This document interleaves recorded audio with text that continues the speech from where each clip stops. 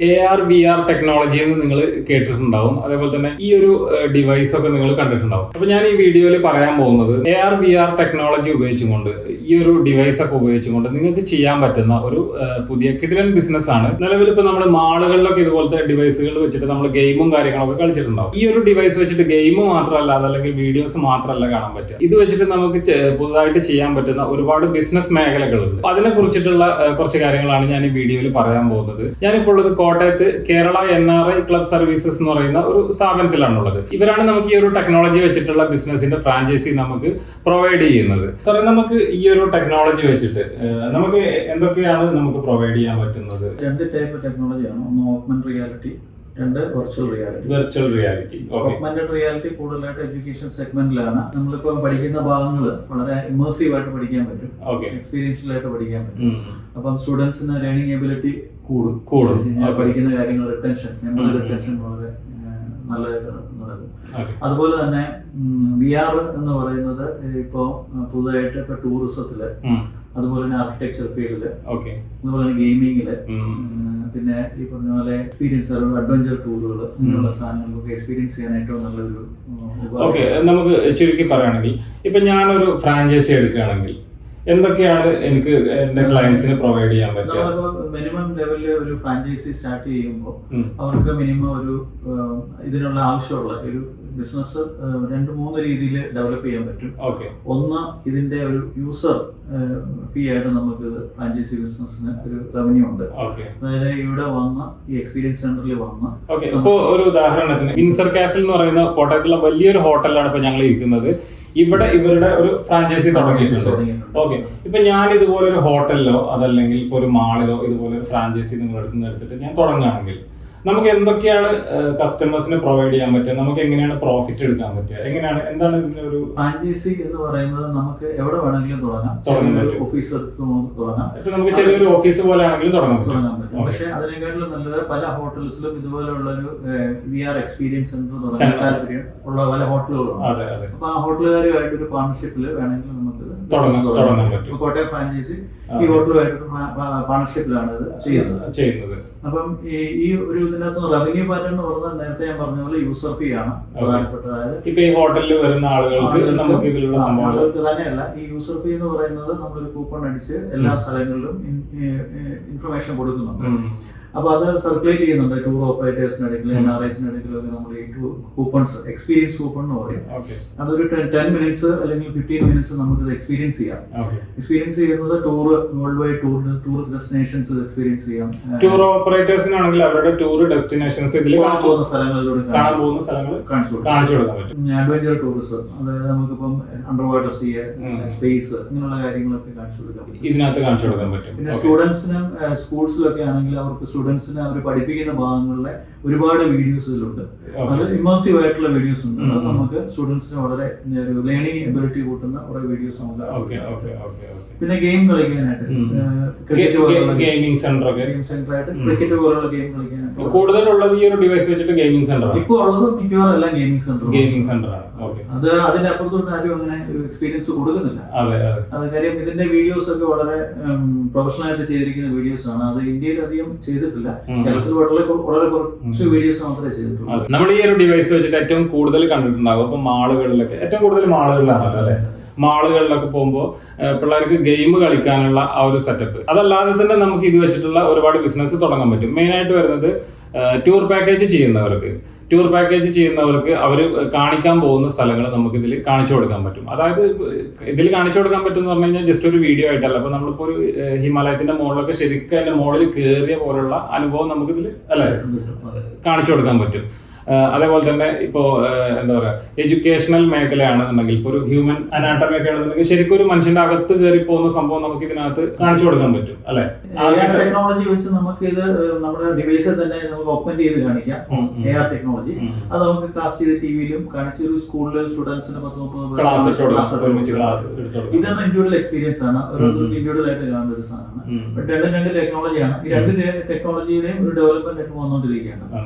Reliance പോലുള്ള ഗ്രൂപ്പുകൾ ഇതിൽ വളരെ സീരിയസ് ആയിട്ടുള്ള ഒരു ഇൻവെസ്റ്റ്മെന്റ് നടത്തി. പിന്നെ ഇതിന്റെ അകത്ത് ഏറ്റവും വലിയൊരു സംഭവം എന്ന് വെച്ചാൽ ഇങ്ങനെ ഒരു എക്സ്പീരിയൻസ് സെന്ററിന് വളരെ പ്രോഫിറ്റബിലിറ്റി കൂടുതലാണ്. ഇതിന്റെ വീഡിയോസ് നമ്മൾ ചെയ്തു കൊടുക്കുന്നുണ്ട്, ആർക്കിടെക്ചറിന് വേണ്ട വീഡിയോസ്, ഹോട്ടൽസിന് വേണ്ട വീഡിയോസ്.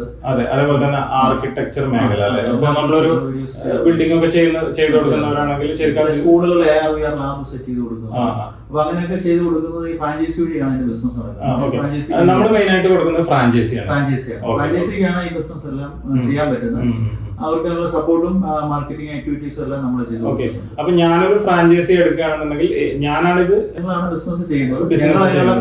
ഇൻഫ്രാസ്ട്രക്ചർ എല്ലാം നമ്മൾ പ്രൊവൈഡ് ചെയ്യുന്നത്. ഇൻവെസ്റ്റ്മെന്റ്, ഡിവൈസ്, അതുപോലെ തന്നെ ഇതിനകത്തുള്ള ടെക്നോളജി ട്രെയിനിങ്. ഇപ്പൊ ഞാൻ ഈ ഒരു ഡിവൈസ് എടുക്കുകയാണെന്നുണ്ടെങ്കിൽ നമുക്ക് ഇതിനകത്ത് എന്താ പറയാ, ഇതിനകത്തുള്ള വരുന്ന വീഡിയോസ് ഇപ്പൊ എനിക്ക് ആവശ്യം, ഞാനൊരു എന്താ പറയാ ടൂറിസം മേഖലയിൽ വർക്ക് ചെയ്യുന്ന അല്ലെങ്കിൽ ടൂറിസം റിലേറ്റഡ് ആയിട്ടുള്ള വീഡിയോസ് അതിന്റെ കണ്ടന്റ് എല്ലാം നമ്മൾ പേയ്മെന്റ് കൊടുത്ത് ഡൗൺലോഡ് ചെയ്ത് തരും. അതെല്ലാം ഫ്രാഞ്ചൈസിക്ക് നമ്മൾ റെഡി ചെയ്ത് കൊടുക്കും. ഓക്കെ, ഇപ്പൊ ഒരു ആർക്കിടെക്ചർ മേഖലയിലുള്ള ഒരാളാണ്, അവർക്ക് വേണ്ടിയുള്ള വീഡിയോസ് സെപ്പറേറ്റ് ചെയ്ത് കൊടുക്കും. എക്സ്പീരിയൻസ് സെന്ററിൽ പല ടൈപ്പ് ആൾക്കാർ വരും, റിക്വയർമെന്റ് ഉള്ളവർ വരും. അവർക്കെല്ലാം സ്കേറ്റർ ചെയ്യാത്ത രീതിയിൽ നമ്മൾ ചെയ്ത് കൊടുക്കാൻ പറ്റും. ബിൽഡിംഗ് മേഖലയിലൊക്കെ വർക്ക് ചെയ്യുന്നവരാണെങ്കിൽ നമുക്ക് ശരിക്കും ഒരു 3D പ്രിന്റ് ഔട്ട് കാര്യങ്ങളൊക്കെ കൊടുക്കാൻ പറ്റുള്ളൂ. ഈ ഒരു സംഭവത്തിലാണെങ്കിൽ ശരിക്കും നമ്മൾ ബിൽഡിംഗിനകത്ത് വലിയ ബിൽഡിംഗ് ഒക്കെ ആണെങ്കിൽ നമുക്ക് അതെല്ലാം നമ്മൾ ചെയ്തു കൊടുക്കും. ഓക്കെ, അപ്പൊ അങ്ങനെയുള്ളവർക്കൊക്കെ ഉപയോഗിക്കാൻ പറ്റുന്നതാണ്. അതൊക്കെ നമുക്കൊരു ഇൻകം ഓപ്പർച്യൂണിറ്റിയാണ്. ഇതെല്ലാം ഫ്രാഞ്ചൈസിക്ക് ഒരു കമ്മീഷൻ കിട്ടുന്നുണ്ട്. ഇത് ആർക്കിടെക്ചർ മേഖലയിലുള്ളവരല്ല എടുക്കേണ്ടത്. ഇപ്പൊ നമ്മളൊരു ഫ്രാഞ്ചൈസി എടുക്കുകയാണെന്നുണ്ടെങ്കിൽ അങ്ങനെയുള്ള സ്ഥാപനങ്ങൾക്ക് സർവീസ് നമുക്ക് പ്രൊവൈഡ് ചെയ്യാൻ പറ്റും. വലിയ ബിൽഡേഴ്സിന് കൊടുക്കാം, ഹോട്ടൽസിന് കൊടുക്കാം, അതുപോലെ സ്കൂൾസിന് ലാബ് സെറ്റ് ചെയ്ത് കൊടുക്കാം. അതുപോലെ തന്നെ ഇവിടെ യൂസർ ഫീ ആയിട്ട് നമുക്കിത് എക്സ്പീരിയൻസ് ചെയ്യുന്നതിന് ഫീ മേടിക്കാം. ചെയ്യുന്ന വീഡിയോ ചെയ്യുന്നതിന് കമ്മീഷൻ കിട്ടും. അപ്പൊ നമ്മളൊരു ഫ്രാഞ്ചൈസി എടുത്ത് വെക്കുകയാണെങ്കിൽ ഇപ്പൊ ടൂറിസം മേഖലയിലുള്ളവർക്കൊക്കെ നമുക്ക് ഇതുപോലത്തെ സംഭവങ്ങൾ പ്രൊവൈഡ് ചെയ്യാൻ പറ്റും. അതേപോലെ തന്നെ ഈ ആർക്കിടെക്ചർ മേഖലയിലുള്ള ബിൽഡിങ്ങിന്റെ കാര്യങ്ങളൊക്കെ ചെയ്യുന്നവരാണെങ്കിൽ അവർ നമ്മുടെ അടുത്ത് വരും, അതിന് നമുക്കൊരു ഫീ ചാർജ് ചെയ്യാൻ പറ്റും. പിന്നെ ഇതിന്റെ ഇൻവെസ്റ്റ്മെന്റിന് വേണ്ടി നമ്മളിപ്പോ ഒരു ഫ്രാഞ്ചൈസിക്ക് മിനിമം 2 ലക്ഷം രൂപയാണ് ഇൻവെസ്റ്റ്മെന്റ് ആവശ്യപ്പെടുന്നത്. 2 ലക്ഷം രൂപയാണ് വരുന്നത് മിനിമം സെറ്റുകൾ എക്യുപ്മെന്റ്സ്. പക്ഷെ നമ്മൾ കൂടുതൽ ക്രൗഡ് വരുമ്പോൾ കൂടുതൽ സെറ്റ് വേണ്ടി വരും. വലിയ മാളുകളൊക്കെ ആണെന്നുണ്ടെങ്കിൽ കോൺവെന്റ്സ് കൂടുതൽ വേണ്ടി വരും. അതെല്ലാം നമ്മൾ ചെയ്യുമ്പോൾ കുറച്ച് 7 ലക്ഷം രൂപയുടെ റിക്വയർമെന്റ് വരും. അതങ്ങനെ ചെയ്യണമെന്ന് ആഗ്രഹം ഉണ്ടെങ്കിൽ കേരളത്തിലെ പല ബാങ്കുകൾ ഇതിനുവേണ്ടി ഫണ്ട് ചെയ്യാൻ തയ്യാറാണ്. പ്രത്യേകിച്ച്